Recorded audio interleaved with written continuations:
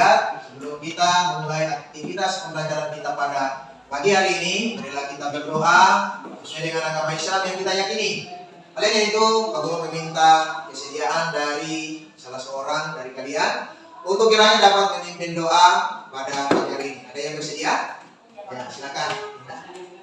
Sebelum kita melakukan aktivitas pembelajaran pada pagi hari ini, mari sama-sama kita berdoa menurut kepercayaan kita yaitu Islam. Berdoa mulai. A'udzubillahi minasyaitonirrajim. Bismillahirrahmanirrahim. Rabbi zidni ilman warzuqni fahman. Doa selesai. Alhamdulillah, semoga doa yang telah dipimpin tadi oleh teman kalian bisa memudahkan kita dalam memahami kegiatan pembelajaran kita pada pagi hari ini. Selanjutnya, kita akan menyanyikan lagu kebangsaan, yaitu kepada seluruh siswa. Guru berharap bisa berdiri. Guru minta satu orang bisa membantu.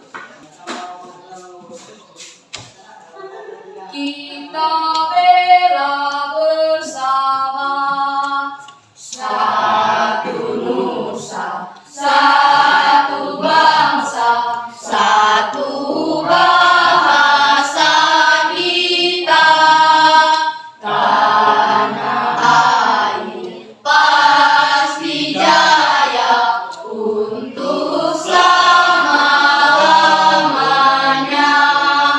Kita bela bersama. Baik, terima kasih. Dipersilakan duduk kembali. Selanjutnya, dari sekalian, guru akan melakukan pengecekan kehadiran. Arsita Pakutungan, Hadir. Arsy Widodo, Hadir. Bahria Sonotan, Hadir. Deswita Kilolu, Hadir. Wadini Sulaiman, dan yang terakhir Indah Uno. Hadir. Baik, dari sekalian, pada hari ini kita masih tetap mempelajari materi pernikahan dalam Islam. Namun, subpokok pembahasannya berbeda dari minggu yang lalu. Adapun subpokok pada pagi hari ini berkaitan dengan talak, idah, dan rujuk. Nah, sebelum lebih jauh kita membahas bersama, kira-kira ada yang bisa menjelaskan kepada Pak Guru, menurut pandangan kalian, apa yang dimaksud dengan talak? Saya Pak Guru. Ya, silakan, Deswita. Talak adalah cerai antara suami dan istri. Ya, baik. Talak adalah cerai atau berpisah antara suami dan istri. Nah, Pak Guru tambahkan lagi bahwa pengertian talak menurut bahasa, talak berarti melepaskan ikatan. Sementara menurut istilah, talak ialah lepasnya ikatan pernikahan dengan lafal talak. Asal hukum talak adalah makruh karena talak merupakan perbuatan halal tetapi sangat dibenci oleh Allah Subhanahu wa taala. Sebagaimana sabda Nabi Shallallahu alaihi wasallam yang artinya perbuatan halal tetapi paling dibenci oleh Allah Subhanahu wa taala adalah talak. Hadis riwayat Abu Daud. Selanjutnya, adapun rukun talak dalam Islam itu ada 3 ada sekalian. Pertama, yang menjatuhkan talak adalah suami, syaratnya balik, berakal, dan berkehendak sendiri. Yang kedua, yang dijatuhi talak adalah istrinya, bukan istrinya orang lain, ya, tapi istrinya yang sah, ya. Kemudian yang ketiga, ada 2 macam cara menjatuhkan talak, yaitu dengan cara syar'i, tegas dalam hal ini, maupun dengan cara kinayah atau sindiran. Selanjutnya dari sekalian, Pak Guru akan membentuk 2 kelompok, di mana 2 kelompok ini akan mendiskusikan 2 topik pembahasan. Kelompok 1 nantinya akan membahas dalil-dalil yang berkaitan dengan ketentuan pelaksanaan pernikahan dalam Islam, sementara kelompok 2 nantinya akan membahas ketentuan pelaksanaan pernikahan dalam Islam. Oleh itu, kepada seluruh siswa yang sudah dibentuk kelompoknya tadi, silakan berbaur menyatu dengan kelompoknya masing-masing. Dipersilakan. Kelompok 1 bagaimana?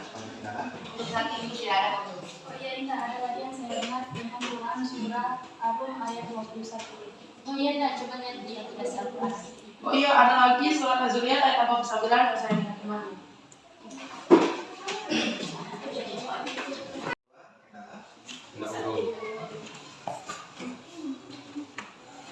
Dalam ketentuan pelaksanaan pernikahan berdasarkan syariat Islam, salah satunya masa idah. Apa itu masa idah? Masa idah itu masa memang.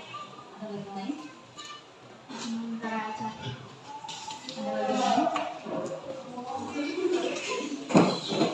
Kita akan mendengarkan hasil presentasi dari dua kelompok dan untuk persilakan kepada kelompok satu untuk mempresentasikan hasil diskusinya.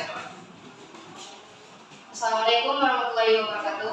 Waalaikumsalam warahmatullahi wabarakatuh.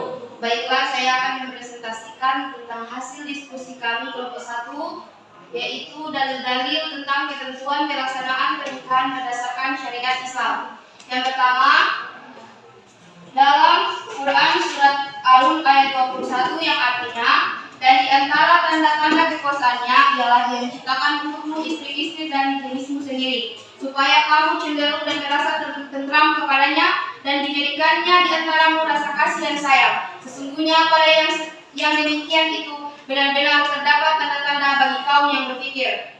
Yang kemudian Az-Zuriyat ayat 49, A'udzu billahi minasyaitonir rajim. Bismillahirrahmanirrahim. Wa min kulli syai'in khalaqna zawjayn la'allakum tadhakkarun. Yang artinya, dan segala sesuatu kami ciptakan berpasang-pasangan supaya kamu mengingat kebesaran Allah. Demikian presentasi kami. Wassalamualaikum warahmatullahi wabarakatuh. Waalaikumsalam warahmatullahi wabarakatuh.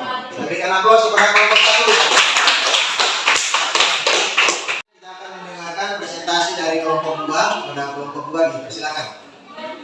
Assalamualaikum warahmatullahi wabarakatuh. Waalaikumsalam warahmatullahi wabarakatuh. Saya selaku ketua kelompok 2 akan membacakan hasil diskusi kami, yaitu tentang ketentuan pelaksanaan pernikahan berdasarkan syariat Islam.